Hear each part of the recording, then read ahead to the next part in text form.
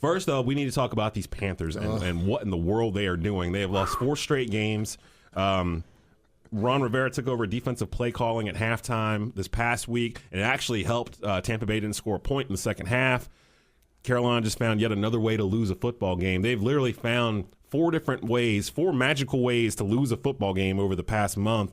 And a team that was 6-2 4 weeks ago, and we were talking could challenge the Saints for the South and the entire NFC, is now on the outside of the playoff picture, looking in at 6-6 and having to travel to Cleveland, who has a hot quarterback all of a sudden in Baker Mayfield.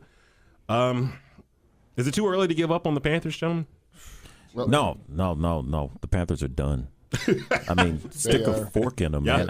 Number one, they have to win every single game left. Yep. In just order to have a shot. Just to get in the wild card slot. Because I'm sorry, but the Saints are going to wrap up the NFC South. They have that. The Saints have that division. But, I mean, the problem came to me with the defense of the Panthers. In the first 8 games, the Panthers' defense forced 15 turnovers. In the last month, only 1 turnover.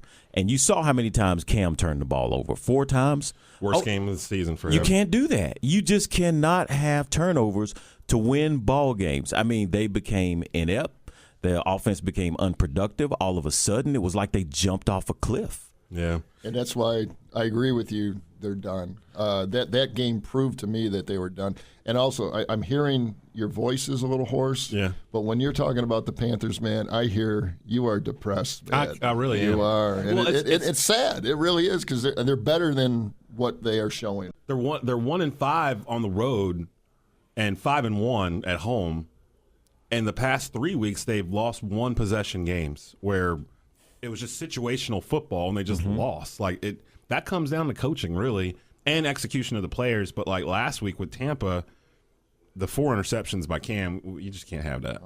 You just can't have that. 3 of them, what Mike Adams? Mark I forgot the guy's name. Yeah. Something Adams. I think the dude was off their practice squad he was or something. haunting my dreams. It was crazy. You know, the crazy thing about all this, the best Panther of this entire season has been Christian McCaffrey. Yeah. Oh, definitely. Without a doubt. That's a bright spot right there. He basically needs 110 all-purpose yards just to average the next 4 weeks to break 2,000 all-purpose yards for the season.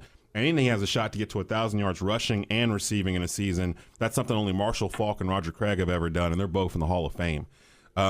If the Panthers had been playing better, I think he would probably be an MVP consideration at this point. Oh, for sure. I mean, he's having statistically I've never seen a running back for the Panthers do this before. Yeah, he's doing things that Marshall Faulk was able to do. Yeah, he really is. Yeah. And people don't want to give him that kind of credit, but he literally is kind of like Marshall Faulk 2.0. People think he's too little, but he's about the same size as Marshall Faulk or LaDainian Tomlinson. Yeah. They're all 5'11", about 200 pounds. And McCaffrey's a brick, man. He took that works next out. step over the last season. You saw from his rookie year to this year.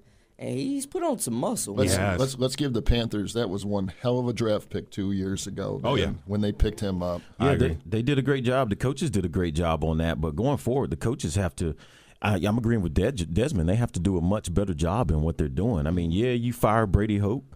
But, I mean, when you start firing coaches, a defensive line coach, a cornerbacks coach, when you start doing that, usually your time is limited as a head coach when that starts happening. That's my question, because that's been the hot-button topic across really national media the past week, is about Coach Ron Rivera and if he's on the hot seat. I'm in the section of no. Agreed. I think they'll let him fix the defense first. Yeah, let him fix it. He's done too many good things, and but during these times, man, in all the sports right now, if you're losing, your job is on the line, and it's getting ridiculous. Yeah, it's all about what have you done for me lately. And I mean within the last couple weeks. It's not the last couple years. Well, they were saying that the owner, David Tepper, he was already kind of, during the 6-2 stretch, he was already thinking and telling the team or people amongst the team that he thought the product on the field wasn't living up to the 6-2 record, and that was before they started losing.